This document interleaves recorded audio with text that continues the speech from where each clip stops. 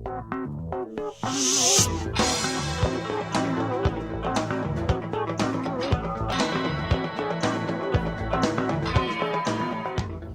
les había prometido en el bloque anterior la presencia de Emilio Pérsico secretario de Agricultura Familiar y referente, los principales referentes del movimiento Evita. Y como sabemos, y como le hemos mencionado en otros programas en el que ha participado Jorge Tayana, el Chino Navarro, uno de los que más han trabajado y viene trabajando en una forma de interpretar y entender la economía, afortunadamente por fuera de lo que es la ortodoxia o la visión ortodoxa, sí, de la economía, que es la economía popular. Hace unas pocas semanas atrás, el candidato presidencial por el Frente para la Victoria, Daniel Scioli, bueno, anunció su intención de, en caso de acceder a la presidencia, avanzar en este terreno, en lo que podría ser la creación de un ministerio. Y me parece que un tema que a veces por los grandes medios es bastante ocultado, tiene una característica distintiva respecto a cómo entender la economía, que como lo venimos haciendo, por lo menos desde el punto de vista de las mediático y en general, para entender variables y cantidad de cosas que no solamente no se comprenden, sino que están lejísimos de darle solución a millones de argentinos que todavía están pasándolo mal y postergados. Así que bueno, hago esta larga introducción para agradecerle a Emilio su presencia y arrancar un poquito por esto. Bueno, mencionaba tu trabajo extenso que venís haciendo en la Secretaría de Agricultura Familiar y sobre todo lo que tiene que ver con la economía popular, con esto que surgió como una propuesta también que estaba en la candidatura de Tayana, como en el tomo 2, crear ese ministerio. Bueno, más allá de esta señal que dio el gobernador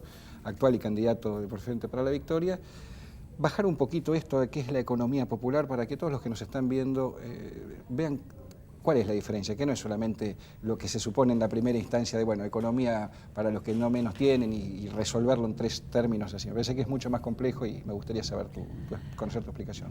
Bueno, en primer lugar, bueno, en el movimiento Evita lo venimos planteando hace mucho tiempo, la idea de generar un espacio, una institucionalidad para resolver los problemas de la otra economía, decimos nosotros, ¿no? De la economía popular. Lo planteó Tayana como en su campaña y hoy Scioli también toma, digamos, esa idea de crear una institucionalidad para la economía popular. Y también lo viene tomando nuestro Papa, el Papa Francisco también viene tomando la idea.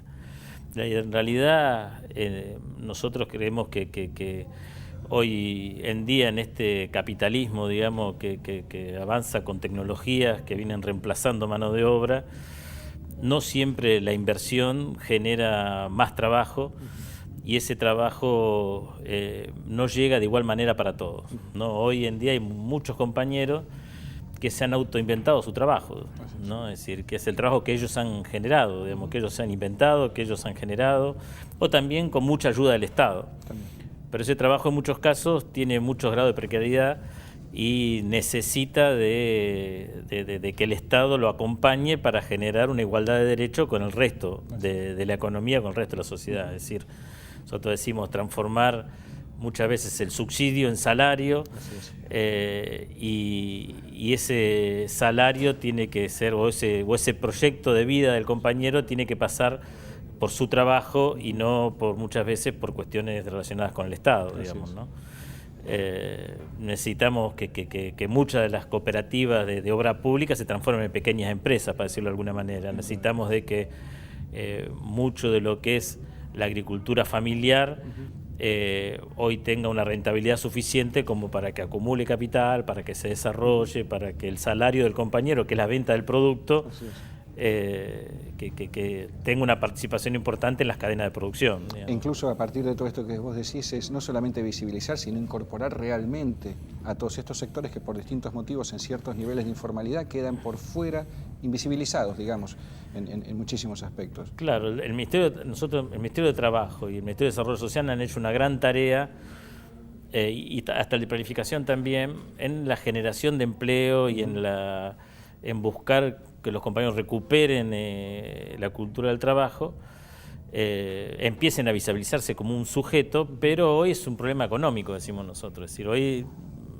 no es un problema de desarrollo social ni de derechos de los trabajadores. Hoy los compañeros se sienten trabajadores, generan riqueza, generan trabajo, pero todavía ese trabajo, insisto, es muy desigual y necesita de que el Estado lo ordene, le genere reglas de juego diferentes pero claras, digamos, que lo que es la economía de mercado. Mencionabas algo, creo, y en alguna oportunidad en que hemos charlado, que te he hecho otra entrevista, que hay que diferenciar lo que es crecimiento económico, o mejor dicho, no apostar a que todo sea el crecimiento económico como la solución de todas estas dificultades que vos planteas, que el crecimiento económico per se solo no garantiza que este tipo de situaciones tengan resolución. Digo, los millones de compañeros o compañeras de trabajadores que están en este estado de informalidad o lo que fuese. Y es interesante porque muchas veces, si venimos de una cultura económica donde, hija del derrame, digamos, ¿no? Cuanto más crecemos, más oportunidades. Me gustaría que nos contaras un poquito esto, porque realmente siempre tenemos todos atados a esto. Bueno, hay que crecer, sí es cierto, pero crecer de qué manera y para quiénes, ¿no? Claro, es decir, no todo crecimiento implica avanzar en generación de empleo. Ni tampoco toda la generación de empleo significa generación de empleo con derecho y genuino, digamos, ¿no? También hay hasta normas de consumo, digamos, de la sociedad, digamos, ¿no? Es decir, hoy en día, es decir, el Papa lo plantea muy bien, digamos, esto, ¿no? Es decir, no es tampoco la pelea puede ser estar siempre mejor, sino es que estén la mayoría o muchos bien, digamos, ¿no? Es decir, nosotros decimos vivir bien, es la cultura de esa economía popular, digamos, ¿no? Es decir, que en general muchas veces está muy relacionada a los movimientos campesinos, digamos, que tienen todavía mucho metido esa ideología, o los movimientos indígenas también, o de pueblos originarios, perdón, pero también está en la idea de que generar otra economía con otra intensidad, con otro consumo de mano de obra, con otro consumo también de energía, de materias primas. Los compañeros, insisto, en su gran mayoría se han inventado un trabajo. Por ejemplo, las textiles, hoy hay una industria textil clandestina en la Argentina que compite con China. El problema es que no terminemos pagando salarios chinos en la Argentina, digamos, ¿no? Y condiciones de trabajo de esclavitud o más que muchas veces más que de esclavitud nosotros le decimos un árbol torcido, es decir, muchas veces los compañeros se autoexplotan y explotan a su familia para sacar entre toda la familia un salario, digamos. Bueno, esa situación hay que dignificarla, ese proceso hay que dignificarlo. El Estado tiene que echar manos ahí y buscar la manera de que ese proceso de competencia con China tenga igual derechos que el resto de la sociedad. Mencionabas el sector textil. ¿En qué otros sectores de la economía de estas características mencionaste características similares, donde hay una gran cantidad de trabajadores en condiciones de estas características? ¿Cuáles son esos otros rubros donde podés identificar? Bueno, los recicladores urbanos, como lo decimos nosotros, los cartoneros. Sí. Nosotros tenemos una cooperativa dentro de la CETER que son 5.000 compañeros cartoneros en la capital federal, digamos, nada más, ¿no? En donde se calcula que hay entre 10 y 15.000 si tenemos en cuenta el conurbano. También hay, digamos, nosotros decimos todo lo que es la atención domiciliaria, el piletero, el que corta el pasto, el que viene a hacer tareas esporádicas en las changas en las casas. Y después hay infinidad de economías que se generan hasta dentro del mismo barrio, el almacén del barrio, es decir, un compañero que en una ventana del pasillo, donde yo vivía, es decir, en una ventana del pasillo había un compañero que tenía un kiosquito que hoy es casi un almacén, digamos, porque al barrio le ha ido mejor, a la villa le ha ido mejor, entonces en ese almacencito, en esa ventana, hoy ya vende lácteos, vende Coca-Cola, empezó vendiendo cerveza por ahí y hoy ya es una pequeña almacencita, digamos, ¿no? Entonces, desde esa actividad comercial hasta el mantero, digamos, es decir, en la ciudad de Buenos Aires existe una gran cantidad de vendedores ambulantes. Y lo vemos a cotidiano. Reitero una entrevista también anterior y te lo he leído en otros casos. Mucho se ha hablado en estos últimos años de una recuperación industrial que efectivamente se ha dado y de la creación de parques industriales. Y vos mencionaste algo muy, muy interesante. Dijiste, guarda con la creación de los parques industriales, que muchas veces llevan, es verdad, la erradicación de empresas o de trabajadores, pero en el camino quedan muchos, que no necesariamente pasan a ese parque industrial o esa empresa. Y eso es una lectura poquísimo, casi te digo, que no la he escuchado anteriormente y que es cierta. Yo lo he visto, mira, en dos. Una es una película, digamos, que es la película sobre Fábricas Recuperadas, que es el movimiento de Fábricas Recuperadas, que es una empresa que se traslada a un parque industrial. Y entonces en el parque industrial todos los que estaban en la empresa no hacían falta. Y en realidad todos los viejos quedaron en la vieja empresa que fue una fábrica recuperada. que es la historia real de una fábrica recuperada, sí. digamos, ¿no? O, por ejemplo, algunos parques industriales que hemos visto y hablado con los dueños, tipo que tenían una carpintería y que hacían sillas y bueno, y adquirieron un crédito, una gran mecanización y eso hizo que claro, la variable de ajuste hoy, seguro, la idea de la productividad, digamos, del sector empresario, hace que siempre la productividad está relacionada con menos personal, digamos, automáticamente. Entonces creo que esa idea hace que muchas veces el desarrollo industrial no está acompañado de eso.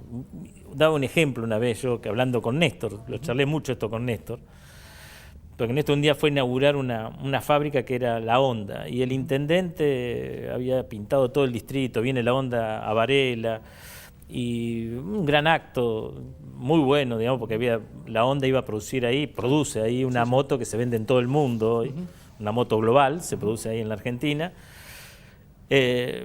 Y yo miraba a decir cuántos puestos de trabajo iba a generar esa industria cuando empezó, 58 puestos de trabajo, digamos. Nosotros teníamos en el barrio de afuera, que esto es en el Pato, en el barrio de afuera, teníamos 20 cooperativas trabajando de 16 compañeros, digamos, tendríamos 300 compañeros más o menos trabajando en el barrio haciendo vereda. Y eso quedaba. Entonces yo le decía a Néstor, ¿cuánto le va a tocar a los 300 esto?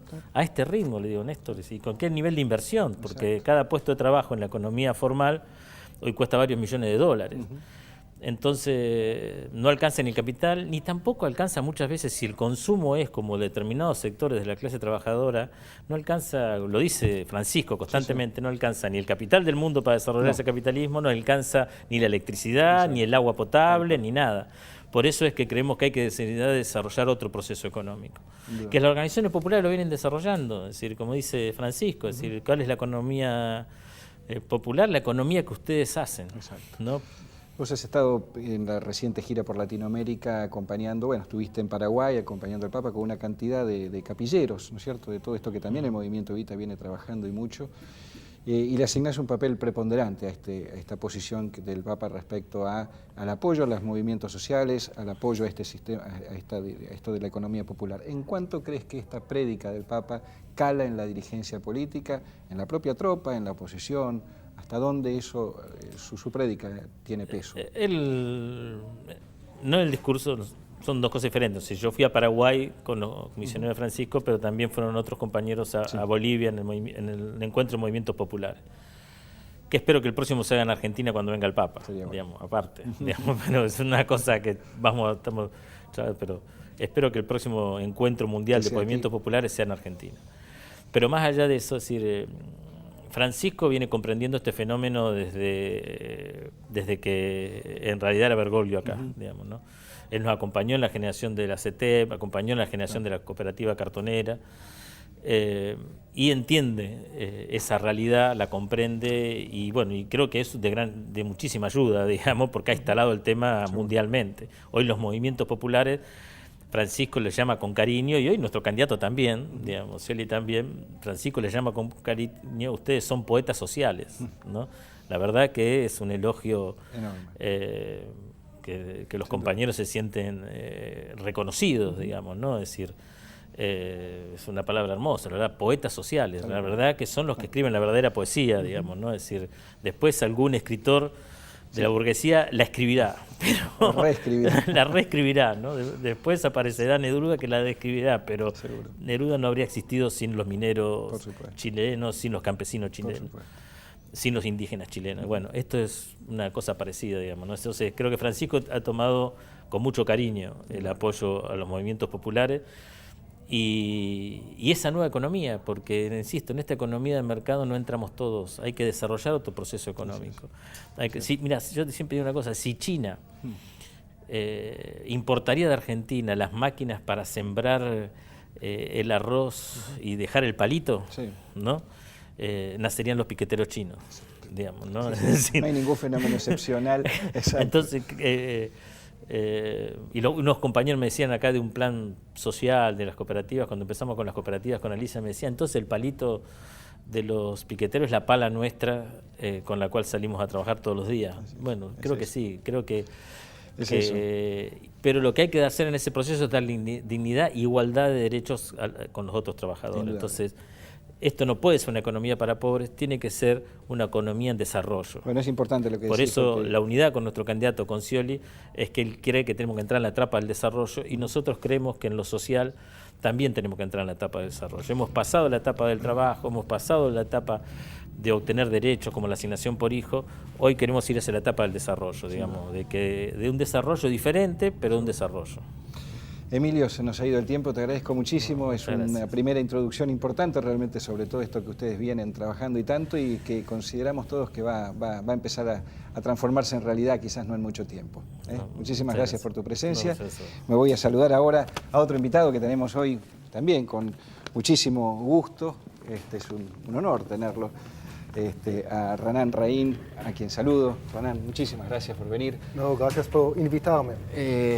Bueno, Renan es un investigador, diríamos, muy dirigido, entre muchas otras disciplinas, a lo que es el peronismo en la Argentina, el peronismo y a la comunidad judía, su relación histórica que han tenido los primeros dos gobiernos de Perón, incluso el tercero, y nos va a tratar de desmitificar, valga el nombre de este programa, sobre muchas cosas que se han construido respecto a esta relación entre la comunidad judía, los judíos y el peronismo. Pero bueno, antes que todo quiero aclarar o introducir que Renan es historiador y vicepresidente de la Universidad de Tel Aviv, miembro de la Academia Nacional de Historia de la República Argentina y autor de este libro que estamos presentando, vamos a ver si lo podemos mostrar, que es Los muchachos peronistas judíos.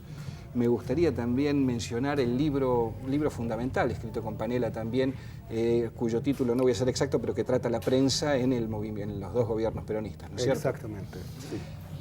Bueno, aparte de agradecerte, como te decíamos, leyendo el libro y acá con Julián, que ha sido quien nos ha permitido que vinieras, realmente rompes una estructura muy establecida del fascismo del primer gobierno de Perón, de su antisemitismo, y lo resumís a veces en 10 o 11 puntos, creo que son, que dan por tierra todas aquellas construcciones que se habían hecho en su momento. Así es, de hecho es un decálogo o los 10 mandamientos de Renan Raín, como alguien dijo. Sí, el libro intenta desafiar algunos mitos, algunas suposiciones comunes acerca del peronismo y acerca de la relación entre Perón y el peronismo y los argentinos de origen judío.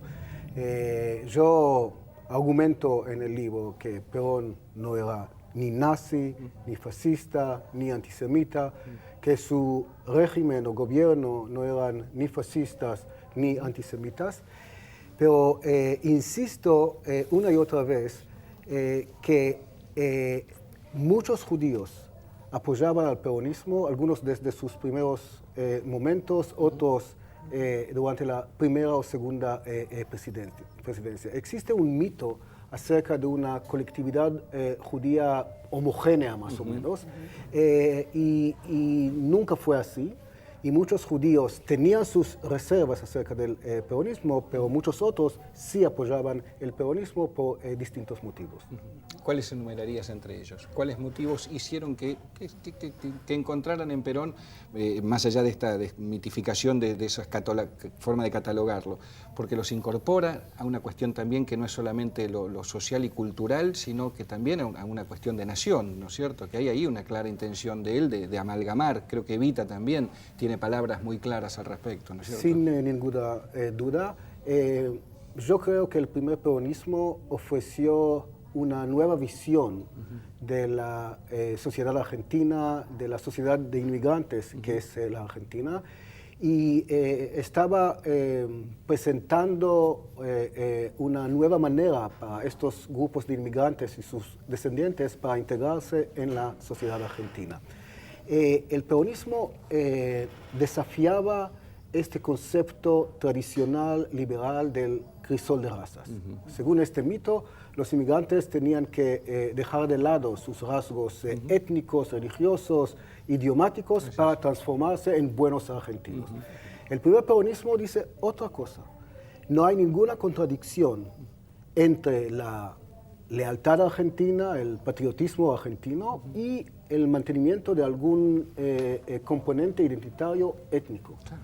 Perón no vio ninguna contradicción entre el patriotismo argentino y lazos de afecto con el país de origen, con la madre patria de uno o de otro.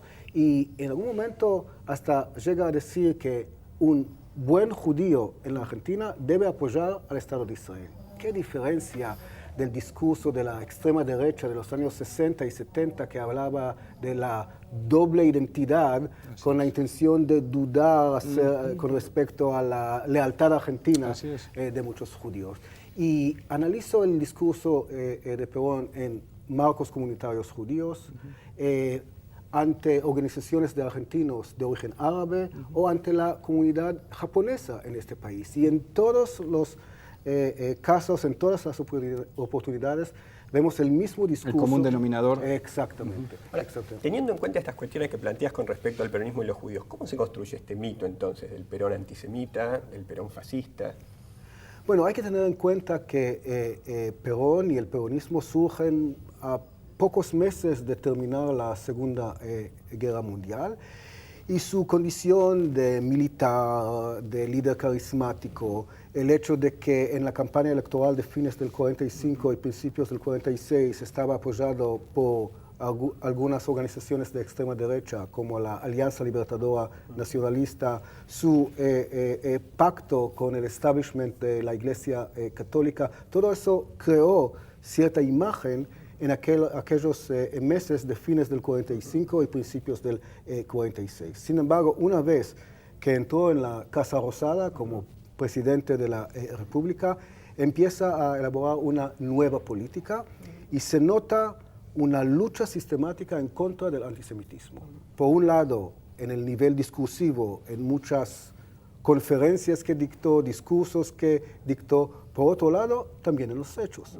Yo hice una revisión de todas las publicaciones o los informes de las organizaciones judías en el país y también las organizaciones judías internacionales acerca de incidentes antisemitas en la Argentina.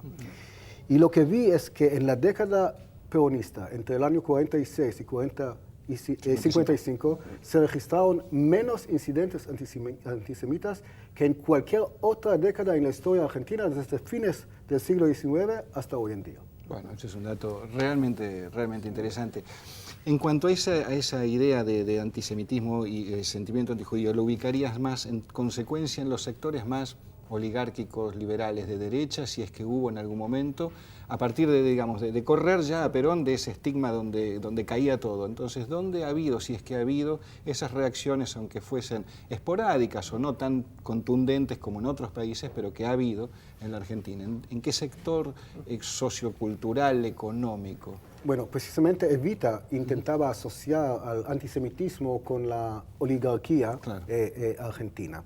Es cierto que las élites tradicionales mantenían una actitud de xenofobia hacia muchos grupos de inmigrantes, sobre todo inmigrantes o no europeos, o no católicos, o no blancos. Sin embargo, algunas expresiones de xenofobia se notaban también en otros sectores de la sociedad. Aún así, cuando yo analizo la historia de las experiencias judías en este país, llego a la conclusión de que se trata de una historia de un éxito fenomenal. Los judíos se integraron tan bien en este país en forma admirable. En pocos países del mundo los judíos se integraron tan bien como en Argentina. Y en la construcción del mito, ¿qué papel también tuvo el establishment comunitario, la dirigencia comunitaria? Una vez que cae Perón en septiembre de 1955, el establishment de la comunidad judía organizada empieza un proceso de desperonización. También en la sociedad argentina en su conjunto se inició este proceso. Sin embargo, las dirigencias judías lograron un éxito mayor comparando con las autoridades nacionales de la Revolución Libertadora. Y lograron de esta manera borrar casi por completo la memoria de tantos judíos que sí apoyaban al peronismo desde sus inicios en el movimiento obrero, entre intelectuales, entre hombres de negocios, profesionales, etc.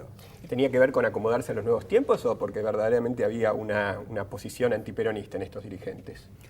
No, en este caso no es este o este, sino ambas cosas o ambos fenómenos. Siempre cuando hablamos de políticos, hablamos por un lado de principios políticos e ideológicos y por otro lado de intereses a corto plazo, de un esfuerzo para mejorar la imagen, para conseguir algún fin.